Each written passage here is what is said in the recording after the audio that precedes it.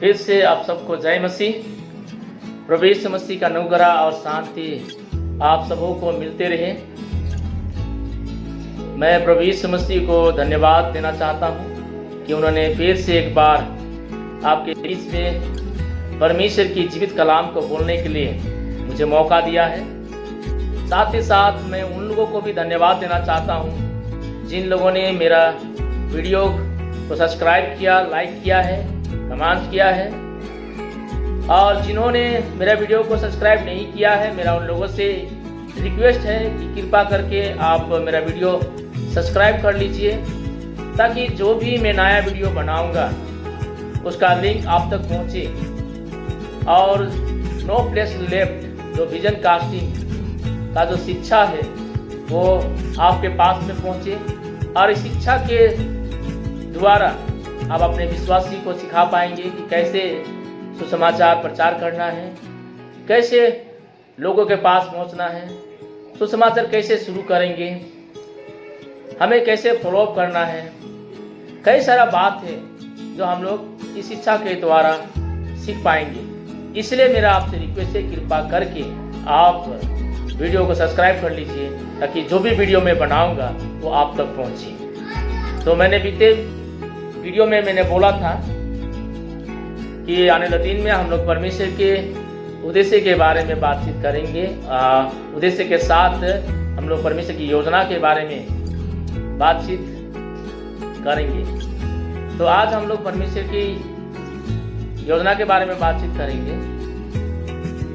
जैसे कि हम लोग जानते हैं कि परमेश्वर का उद्देश्य यही है कि हर लोग परमेश्वर की आराधना करें, हर लोग परमेश्वर की महिमा करें, उसकी जयकार करें। अगर हर लोग, हर जाति के लोग, हर भाषा के लोग परमेश्वर की आराधना करना है, लोग उसकी जयकार करना है, तो हमें सभी जातियों के पास हमको जाना जरूरी है। हर भाषा के लोगों के पास हम लोगों को जाना जरूरी है, क्योंकि जब तक हम लोग नहीं जाएंगे तब तक वो लोग सुसमाचार नहीं पाएंगे। सुसमाचार नहीं पाएंगे तो वो सच्चा परमेश्वर को नहीं पहचान पाएंगे। इसीलिए जब हम लोग जाएंगे और सुसमाचार देंगे, तभी उनके पास में उस महिमा का ज्ञान जो है उनके पास पहुंचेगा, और वो पहचान पाएंगे, तभी उस जीवित परमेश्वर की महिमा करेंगे। आज हम लोग, हर लोग चाहते हैं कि अपने कलीसिया में विश्वासी आत्माओं से भर जाए। सभी लोग हम चाहते हैं, सब लोग पूरा भरा हुआ कलीसिया को देखना चाहते हैं, लेकिन ये कैसे होगा? आखिर ये पूरा कैसे करेंगे? सब लोग तो चाहते हैं कि हर विश्वासी मेरे चर्च में आओ, और हम लोग कहते हैं आओ आओ बोल के बोलते हैं। हम चाहते हैं कि आत्मा मेरे कलीसिया में आए, और हम लोग सभी लोग बोलते हैं कि विश्वासी लोग आओ मेरे चर्च में आओ मेरे चर्च में आओ बोल के हम लोग बोलते हैं। बहुत कम लोग ऐसे होंगे जो बोलते हैं आओ आओ विश्वासी लोग मेरे चर्च में। बाद में लोग बोलते हैं जाओ बोल के भी बोलते हैं, जाओ उन सारे जातियों के बीच में और चेला बनाओ बोल के बोलते हैं। हम लोग सिर्फ क्या कहते हैं आओ आओ, लेकिन हम भूल जाते हैं बोलने के लिए अब तुम जाओ बोल के। लेकिन फिर मैं कहता हूँ सिर्फ आओ कहने से काम नहीं चलेगा। अब आपको बोलना है कि आया तो ठीक है, अब आप लोगों को जाना है, आप जाओ सारे जातियों के बीच में और यीशु मसीह का सुसमाचार को बताओ, और उन्हें पिता और पुत्र पवित्र आत्मा के नाम से बपतिस्मा दो, उन्हें चेला बनाओ। जैसे मैंने तुम लोगों को सिखाया है वैसे तुम भी उन लोगों को सिखाओ बोल के हमको क्या करना है? लोगों को बताना है। जैसे यीशु मसीह ने चेला लोगों को करने के लिए कहा, और चेला लोगों को बोला कि तुम भी जिन चेला लोगों को तुम बनाओगे उनको भी तुम यही सिखाना। फिर आज भी हम लोगों को वही सिखाना है जो यीशु मसीह ने हमें बोल के गया है, हमें सिखा के गया है, हमें करने के लिए बोला है। लेकिन आज हम लोग क्या करते हैं? अपने तक में ही सीमित रखे हैं, इसे सिर्फ अपने तक में सीमित रखे हैं, और इन अधिकार को हम लोग समेट के रख लिया है। हम लोग सोचते हैं मुझे अधिकार मिल गया है, बस हम अधिकार चलाते हैं। लेकिन प्रभु यीशु मसीह ने कहा ये अधिकार दूसरे लोगों को भी देना है। उन लोगों को भी हमको देना है जो लोग जाते हैं, जो लोग सुसमाचार सुनाते हैं, जो लोग मेहनत करते हैं। हमें उन्हें अधिकार देना चाहिए कि तुम लोग जाओ, चेला बनाओ और उन्हें बपतिस्मा दो पिता और पुत्र और पवित्र आत्मा के नाम से। यीशु मसीह ने कहा जाते वक्त अपने चेला लोगों को भी कि जाओ और चेला बनाओ बोल। लेकिन आज हम लोग इन बातों को भूल गया है। जिस बात को हमको सिखाना चाहिए वो बात हम लोग सिखाने के लिए भूल गया है। यीशु मसीह जाते वक्त उन्होंने कहा जब तुम पवित्र आत्मा तुम्हारे ऊपर आएगा तो तुम क्या पाओगे? सामर्थ पाओगे। आइए हम एक बार परमेश्वर की वचन को देखते हैं। प्रेरितों का पुस्तक उसका 1:8 में क्या कहता है? हम सभी लोग इस वचन को अच्छी तरह जानते हैं, हम सब लोग इस वचन से वाकिफ हैं, फिर भी मैं आप लोगों के बीच में से पढ़ना चाहता हूं। प्रेरितों का पुस्तक उसका 1:8 में, परंतु जब पवित्र आत्मा तुम पर आएगा तब तुम सामर्थ पाओगे और यरूशलेम और सारी यहूदिया और सामरी में और पृथ्वी के छोर तक मेरे गवाह होंगे। देखिए पवित्र आत्मा भी क्यों आया है? पवित्र आत्मा का आने का पीछे क्या मकसद है? उनका भी एक ही मकसद है प्रिय, कि हम यीशु मसीह का गवाह बने। पवित्र आत्मा स्वर्ग में नहीं रहा प्रिय, वो स्वर्ग को छोड़ के हमारे बीच में आया। जो पवित्र आत्मा स्वर्ग में नहीं रुका वो पृथ्वी में आके कैसे रुकेगा? जब पवित्र आत्मा तुम पर आओगे या हमारे ऊपर आएगा तो आप और मैं और हम कैसे रुकेंगे? पवित्र आत्मा रुकने के लिए नहीं आया, पवित्र आत्मा एक जगह बैठने के लिए नहीं आया। फिर यहाँ साफ रूप से वचन कहता है जब पवित्र आत्मा आएगा तब तुम सामर्थ पाओगे और यरूशलेम, सारी यहूदिया, सामरिया और पृथ्वी के छोर तक तुम मेरे गवाह ठहरोगे बोल के बोल रहा है। आज बहुत सारे लोग क्या करते हैं? प्रार्थना करते हैं, प्रभु मुझे सामर्थ चाहिए, प्रभु मुझे सामर्थ चाहिए बोल के हम लोग प्रार्थना करते हैं। मैं समझता हूं पवित्र आत्मा का सामर्थ लोगों को घर में बैठने के लिए नहीं दिया जाएगा। लोगों को एक कोना में बैठ के रहने के लिए पवित्र आत्मा सामर्थ उनको नहीं आएगा। पवित्र आत्मा का सामर्थ प्रभु की सेवकाई करने के लिए आया है, प्रभु की सुसमाचार प्रचार करने के लिए आया है। पवित्र आत्मा जो स्वर्ग में नहीं रुका और जब आपके ऊपर मेरे ऊपर आएगा वो कैसे रुकेगा?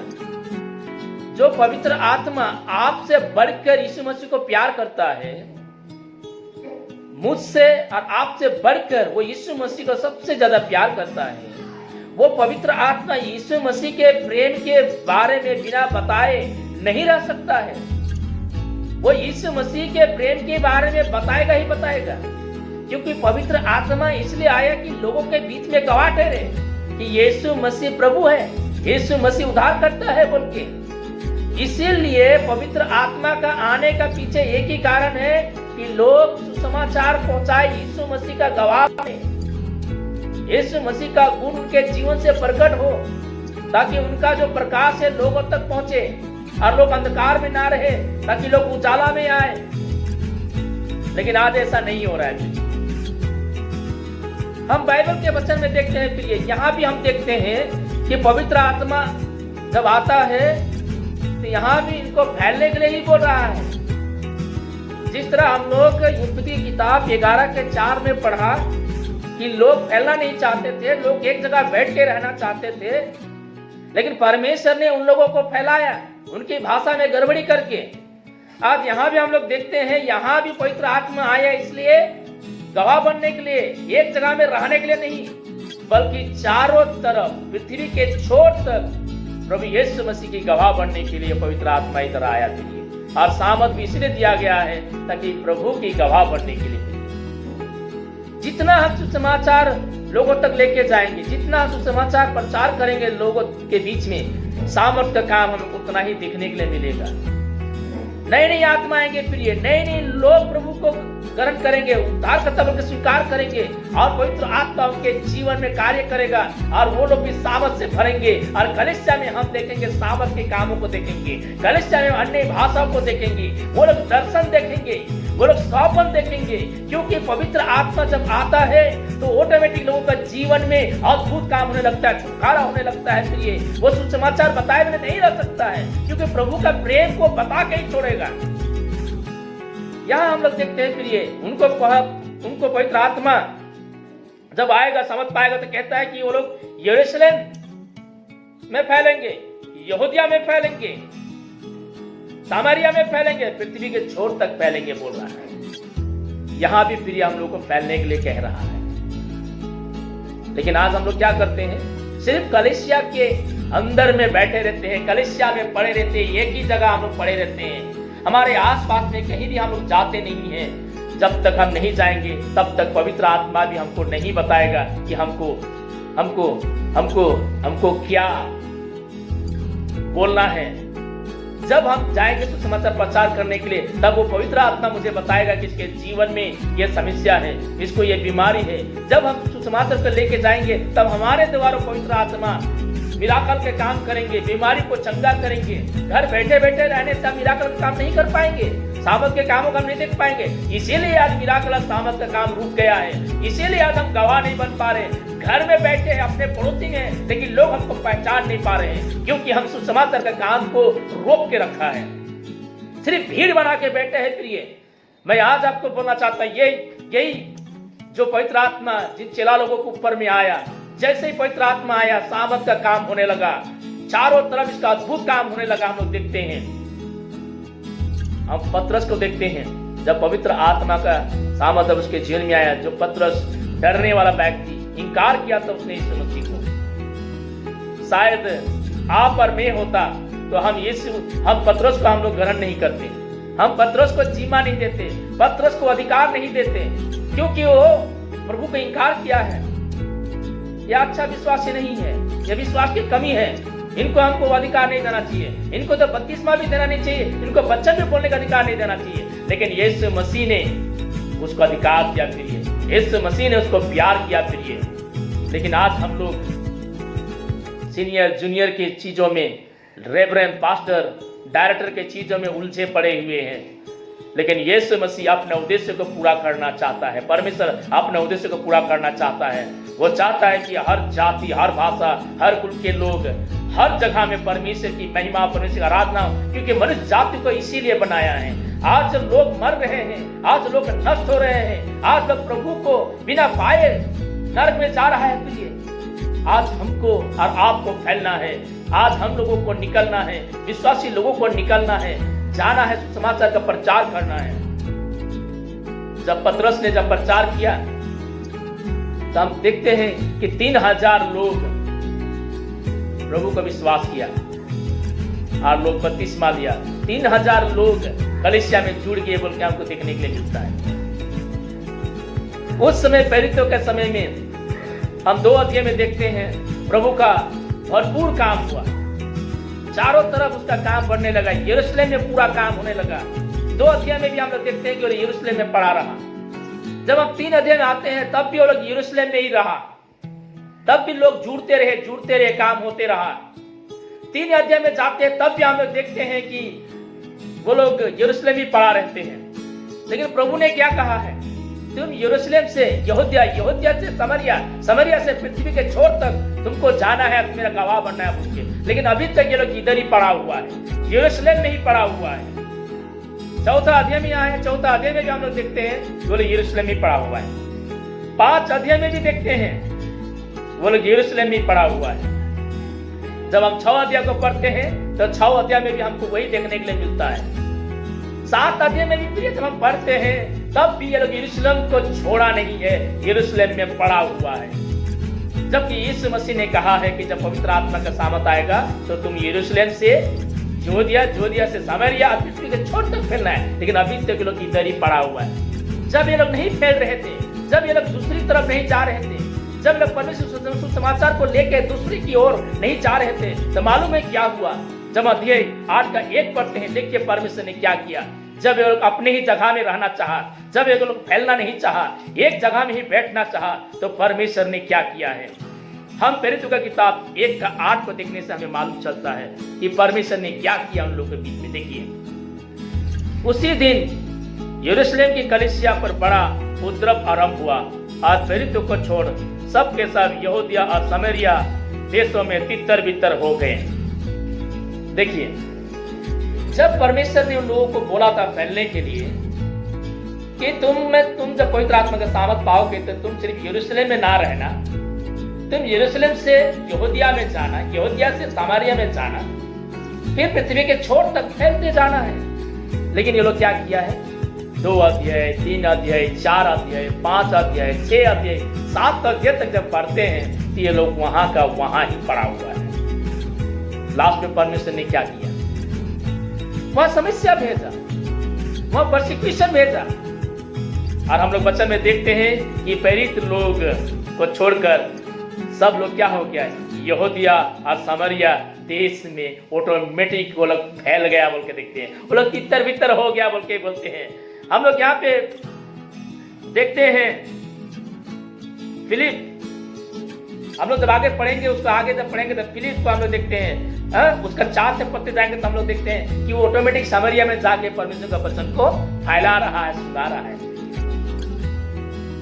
फिर ये परमेश्वर का उद्देश्य यही है कि आप पर हमको फैलना है, परमेश्वर के बेटा बेटी से, उसकी संतान से पूरा पृथ्वी को भरना है, महिमा के ज्ञान से परमेश्वर के बेटा बेटी से इस पृथ्वी को भरना है। और यह तभी संभव होगा प्रिय, जब आप और मैं बाहर निकलेंगे, जाएंगे सुसमाचार के लेके।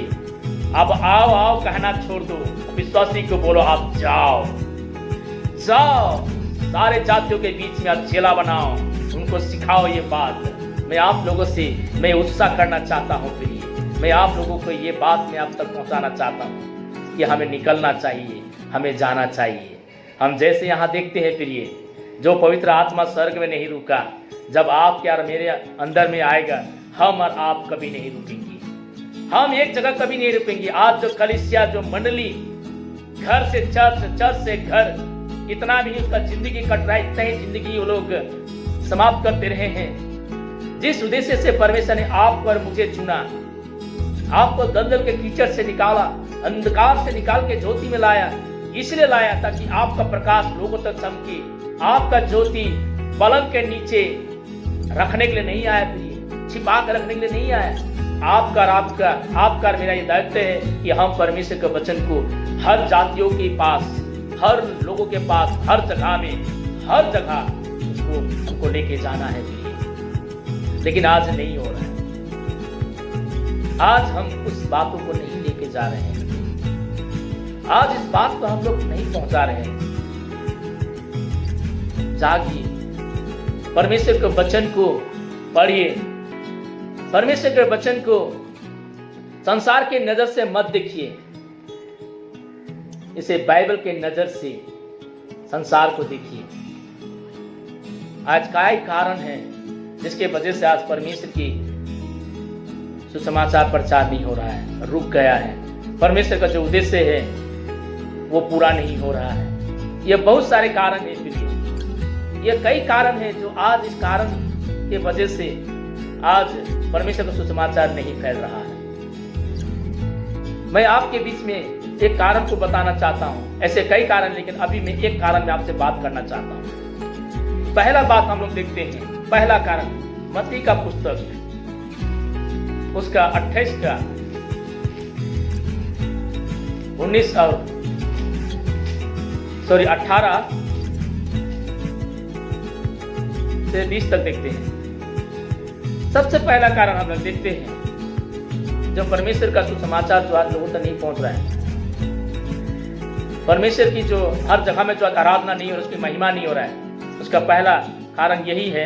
मैं आपको बताना चाहता हूँ, इधर देखेंगे हम लोग। यीशु ने उनके पास आकर कहा, स्वर्ग और पृथ्वी का सारा अधिकार मुझे दिया गया है, इसलिए तुम जाओ, सब जाति के लोगों को चेला बनाओ और उन्हें पिता और पुत्र और पवित्र आत्मा के नाम से बपतिस्मा दो और उन्हें सब बातें जो मैंने तुम्हें आज्ञा दी है मानना सिखाओ, और देखो मैं जगत के अंत तक सदा तुम्हारे संग हूँ।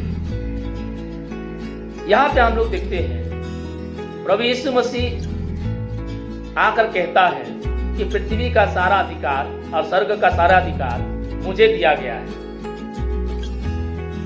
और उन्हें कहता है कि जाओ सभी जातियों के बीच और चेला बनाओ और पिता और पुत्र पवित्र आत्मा के नाम से बपतिस्मा दो, और जो बातें मैंने तुम्हें आज्ञा मानने सिखाया है उसे मानना सिखाओ, और जगत के अंत तक मैं तुम्हारे संग हूँ। जो पहली बात जो है जो प्रभु ने चेला को सिखा के गया, जो आज्ञा दे के गया, आज इसी बात को जो पहला आज्ञा जो सबसे जो महान आज्ञा है इसे ही हम सिखाने के लिए भूल चुके हैं। आज मंडली में हम अलग अलग आज्ञाओं को सिखा रहे हैं, लेकिन इस आज्ञा को सिखाना हम भूल चुके हैं। पहले इस आज्ञा को तो पूरा करवाओ, पहले इस आज्ञा को तो सिखाओ और इस आज्ञा को तो उनके ऊपर लागू करो। जो अधिकार जो मुझे दिया गया है वो अधिकार मैं अपने ऊपर ही सीमित रखा हूँ, यह अधिकार तो केवल मैं लेके रखा हूँ, लेकिन बाइबल कहता है कि ये अधिकार दूसरों लोगों को भी देना है। जैसे मैंने तुम्हें दिया है अधिकार, वैसे तुम भी जिसे चेला बनाओगे वो अधिकार तुम उसे देना। जैसे मैंने तुमको कहा जाने के लिए, वैसे तुम भी जिसे तुम चेला बनाओगे उसको भी जाने के लिए कहना। जैसे मैंने तुम्हें बपतिस्मा देने का अधिकार दिया, वैसे तुम भी जिसे चेला बनाओगे उसे भी बपतिस्मा देने का अधिकार देना।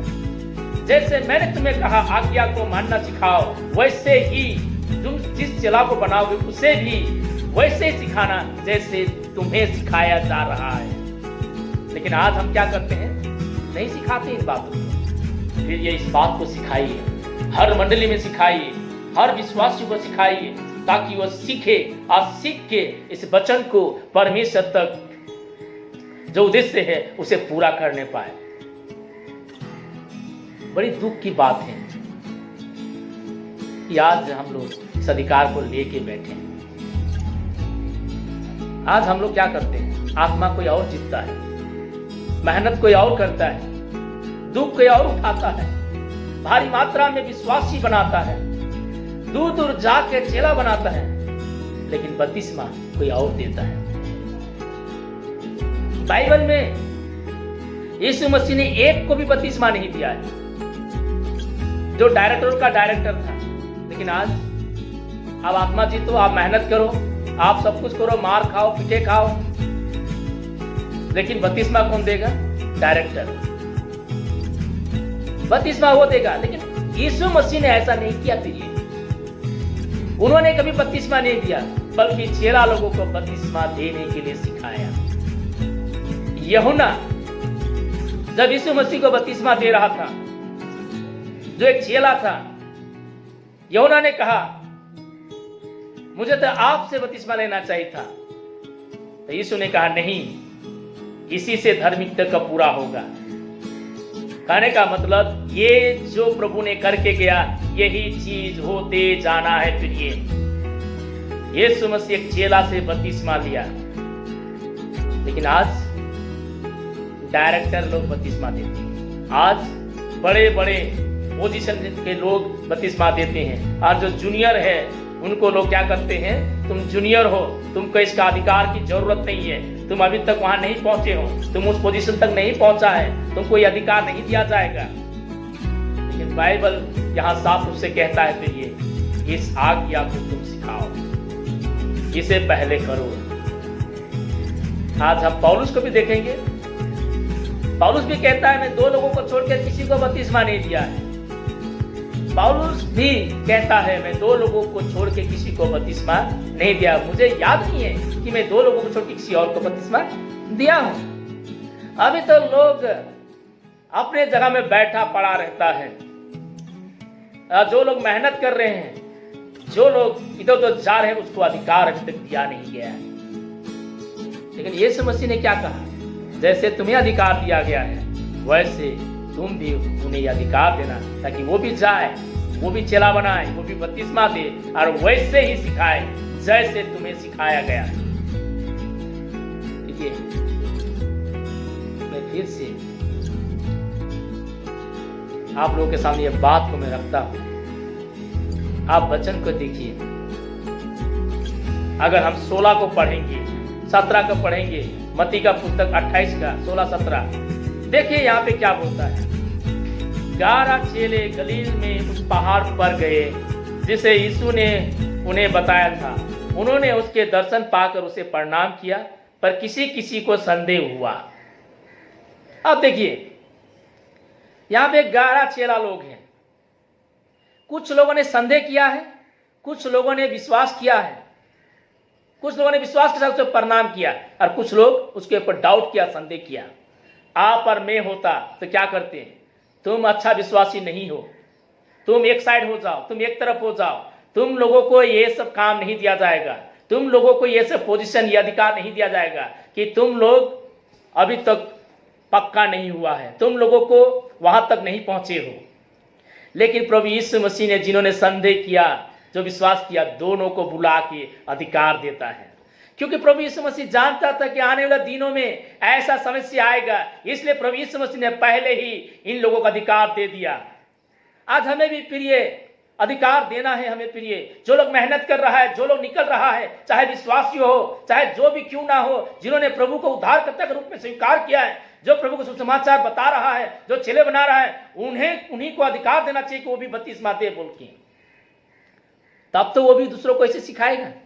जिस दिन हम ये करेंगे उस दिन देखिएगा प्रिय, भारी मात्रा में आत्मा हम जीतने पाएंगे, भारी मात्रा में लोग प्रभु का विश्वास करने लगेंगे। आज अगर काम नहीं हो रहा है, इसका एक पहला कारण यह है प्रिय कि मेहनत जो करता है उसको अधिकार नहीं दिया जा रहा है। यीशु मसीह ने बपतिस्मा नहीं दिया, पौलुस भी बपतिस्मा नहीं दिया। बाइबल में खोल के देखिए, जगह जगह में देखिए, ये पतरस के जगह में उनके चेले लोगों ने बपतिस्मा दिया है, कितने जगह में आपको मिलेगा। क्योंकि आज हम लोग क्या करते हैं, हम बाइबल को मिशन के नजर से देखते हैं। हम आज बाइबल को दूसरों के नजरों से देखते हैं। लेकिन मैं क्या बोलता हूं, बाइबल के नजर से आप मिशन को देखिए, बाइबल के नजर से आप दुनिया को देखिए। दुनिया के नजर से बाइबल को मत देखिए, दुनिया क्या कर रहा है वो मत देखिए, बाइबल क्या बोल रहा है उसको देखिए, बाइबल हमको क्या सिखा रहा है उसको देखिए। तब हम जान पाएंगे कि हां सही क्या है, गलत क्या है। मैं फुली कॉन्फिडेंस के साथ ये बोल रहा हूं कि परमेश्वर का वचन हमें चेला बनाने कहता है, और उन्हें भी चेला बनाने के लिए कहता है। और उन्हें भी जो मुझे सिखाया गया, जो चेला हम बनाते, उनको भी यही सिखाना है। बल्कि हमें ये, मैं पूरी रीति से कॉन्फिडेंस हूं।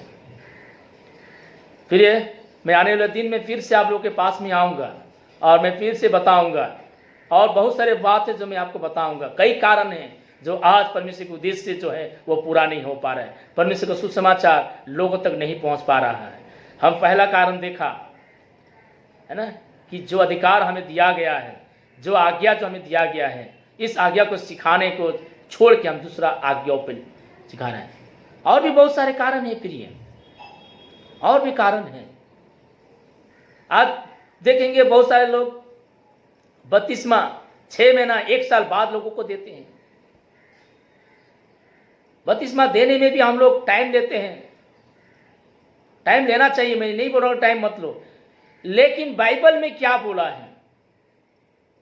6 महीना तक, 1 साल तक, 3 महीना तक बहुत सारे कलीसिया, बहुत सारे पास्टर लोग बोलते हैं कि पहले हम इसको देखेंगे, पहले हम इसको जांचेंगे, परखेंगे कितना प्रभु में मजबूत है, कितना सही है। अगर 6 महीना के अंदर अगर विश्वासी मर जाता है, उसका जिम्मेवार कौन लेगा? बिना बपतिस्मा पाक के अगर पहले मर जाता है, उसका दायित्व कौन लेगा? कौन उसका जिम्मा लेगा? हम लोग देखते हैं पतरस जब सुसमाचार सुना रहा था, पतरस जब लोगों को प्रचार कर रहा था, 3000 लोग बपतिस्मा लिया बोल के हम लोग को देखने के लिए मिलता है बाइबल में। और वो लोग 1 दिन नहीं, 2 दिन नहीं, 1 सप्ताह नहीं, उसी समय सारे लोगों को बपतिस्मा दिया जाता है। क्या वो 3000 लोग सभी लोग बिल्कुल सही थे? क्या 3000 लोग को जांचा गया, परखा गया? केवल वही जो प्रभु का विश्वास करते हैं, मन फिराते हैं, विश्वास के साथ मन फिराओ के साथ बपतिस्मा है प्रिय। अगर आप और मैं होता तो हम क्या करते? पतरस के जगह हम बोलते हैं पहले इनको देख लेंगे, क्योंकि इन लोगों ने यीशु मसीह को क्रूस पे चढ़ाया था। ये लोग मर्डरर हैं, ये लोग हत्यारे हैं। इन लोगों को हमें जल्दी बपतिस्मा नहीं देना चाहिए, हमें थोड़ा समय लेना चाहिए, हमें थोड़ा इन लोगों को देखना चाहिए। पतरस ने तो ऐसा नहीं किया कुछ। पतरस तो पवित्र आत्मा से भरा हुआ व्यक्ति था। इसका मतलब क्या उन्होंने गलत किया कि उसी समय उन्होंने उनको बपतिस्मा दे दिया?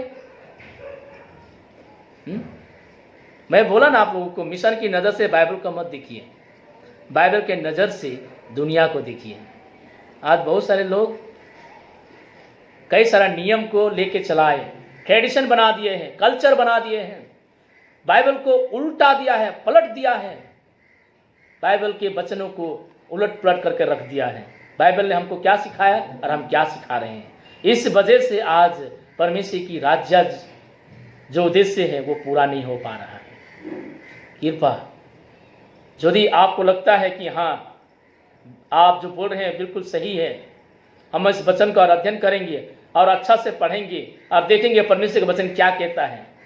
बाइबल में देखिएगा फिर ये 3 दिन से ज़्यादा हम नहीं पाएंगे, 3 दिन से ज़्यादा हम लोग नहीं पाएंगे बपतिस्मा। 3 दिन के बाद, उसके बाद में किसी ने नहीं लिया है। हम और भी बातचीत करेंगे इस विषय में, और बहुत सारे कारण हैं जो मैं आप लोगों को बताऊंगा। परमेश्वर की योजना में से ये आता है कि हमें जाना है, बपतिस्मा देना है, चेला बनाना है, हर जातियों के पास पहुंचना है। लेकिन आज ये योजना पूरा नहीं हो रहा है, क्योंकि इस योजना को पूरा होने से हम लोग रोक के रखा है। जो अधिकार है वो अधिकार हम लोग लेके रखा है, हम लोग अपने ऊपर रखा है। मैं रिक्वेस्ट करता हूँ, अनुरोध करता हूँ सभी लोगों से, कृपा करके जो लोग मेहनत करते हैं, जो लोग चेला बना रहे हैं, उनको आप अधिकार दे बपतिस्मा देने के लिए। जो चेला बना रहे हैं उनको बपतिस्मा देने का अधिकार दे। यदि वो बपतिस्मा नहीं देना चाहता है उसका अलग बात है। यदि वो आपके साथ आप ही को बोलता है आप ही दीजिए बपतिस्मा, वो अलग बात है। यदि चेला चाहता है कि नहीं मेरा पास्टर ही बपतिस्मा दे, यदि चेला चाहता है कि डायरेक्टर ही बपतिस्मा दे, कोई बात नहीं है, इससे कोई फर्क नहीं पड़ता है। वो आपके ऊपर डिपेंड करता है, आपके ऊपर डिपेंड करता है कि आप बपतिस्मा दे या ना दे। लेकिन बाइबल में यह अधिकार दिया हुआ है। फिर ये आप देंगे तो भी ठीक है, आप नहीं देंगे तो भी ठीक है, या पास्टर के साथ आप दोनों खड़ा होकर आप बपतिस्मा दे सकते हैं, ये भी ठीक है, जैसे आप चाहते हैं। पर बपतिस्मा देने में लोगों को देर नहीं करना है, बपतिस्मा देने के लिए लोगों को देर नहीं करना है। जैसे ही लोग विश्वास करते हैं, मन फिराते हैं, हमें तुरंत उसको बपतिस्मा का शिक्षा देना है और उसे बपतिस्मा देना है। बाइबल में ऐसे कई सारे उदाहरण आपको मिलेगा जो तुरंत बपतिस्मा लोगों को दिया गया है। तो मैं आज इस वचन को यहीं तक रखता हूँ। आने वाला दिन फिर आपके पास में आऊँगा और बहुत सारे बात आपके साथ रखूँगा। कृपया जिन्होंने मेरा वीडियो को सब्सक्राइब नहीं किया है, आप सब्सक्राइब कर लीजिए, ताकि आने वाले दिन आपको बहुत सारे बातें जानने के लिए मिलेंगे। प्रभु आप सबको आशीष करे। जय मसीह, प्रेज द लॉर्ड, जय मसीह।